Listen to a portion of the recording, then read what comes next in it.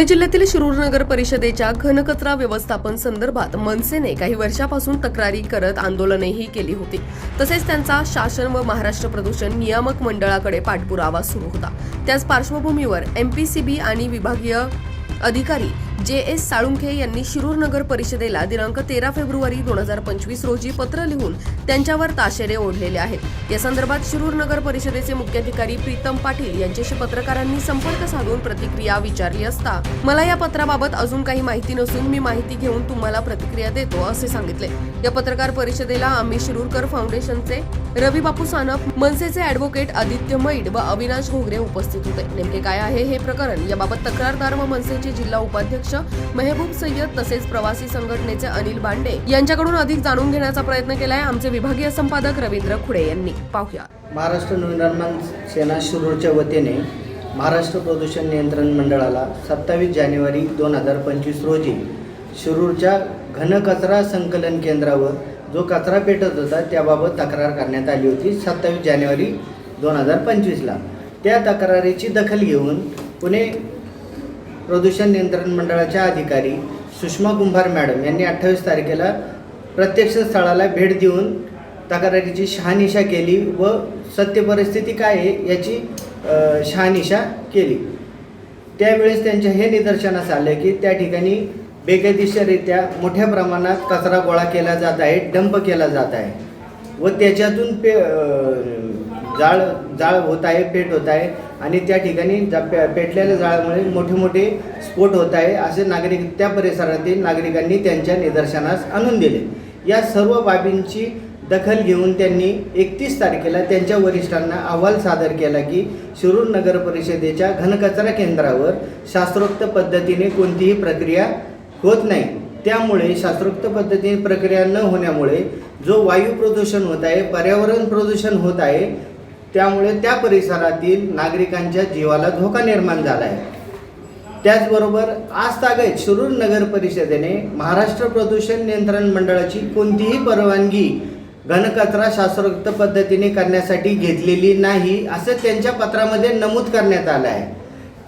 ही फार मोठी शोकांतिका आहे की एक स्थानिक स्वराज्य संस्था अनेक वर्षापासून चालू आहे, परंतु त्यांनी घनकचऱ्यावर कोणतीही प्रक्रियेसाठी परवानगी महाराष्ट्र प्रदूषण नियंत्रण मंडळाची घेतलेली नाही। एकीकडे आम्ही 2007 पासून सांगत आहोत, वारंवार तक्रारी करत आहोत की शिरूरच्या नगर परिषदेच्या घनकचरा संकलन केंद्रावर शास्त्रोक्त पद्धतीने प्रक्रिया होत नाही, परंतु वेळोवेळी प्रशासकीय अधिकारी माननीय जिल्हाधिकाऱ्यांना खोटी माहिती देत आहेत की आम्ही शास्त्रोक्त पद्धतीने हे सगळं करत आहोत। पण दुर्दैव आहे की शासनाचा करोड रुपयाचा निधी कोणतीही प्रक्रिया न करता त्याच्यामध्ये मोठ्या प्रमाणात स्वच्छता विभागाच्या मार्फत भ्रष्टाचार होत आहे हे ह्या पत्रातून सिद्ध झालेले आहे। प्रदूषण नियंत्रण मंडळाने ह्यात स्पष्ट सांगितलेलं आहे की शिरूर नगर परिषद कोणत्याही पद्धतीचे शास्त्रोक्त पद्धतीने कारवाई करत नाही हे ह्या नोटीस पत्रावरून सिद्ध झालेले आहे। प्रादेशिक संचालक महाराष्ट्र प्रदूषण नियंत्रण मंडळाचे प्रादेशिक अधिकारी साळुंखे साहेबांनी शिरूर नगर परिषदेला 15 दिवसाच्या आतमध्ये खुलासा करण्यात सांगितलेला आहे। खुलासा काय करायचा आहे त्यांना, तर त्यामध्ये त्यांनी येणाऱ्या काळामध्ये शिरूर शहरामध्ये गोळा होणारा जो कचरा आहे याच्यावर काय ते प्रक्रिया करणार आहेत, त्याच्यावरती काय उपाययोजना करणार आहेत, हा अहवाल त्यांना 15 दिवसात सादर करण्याची त्यांनी नोटीस दिलेली आहे। अन्यथा ते शासनाच्या 2016च्या MAWच्या कायद्यानुसार मॅनेजमेंट सॉलिड वेस्टच्या कायद्याप्रमाणे शिरूर नगर परिषदेविरुद्ध कारवाई करणार आहे।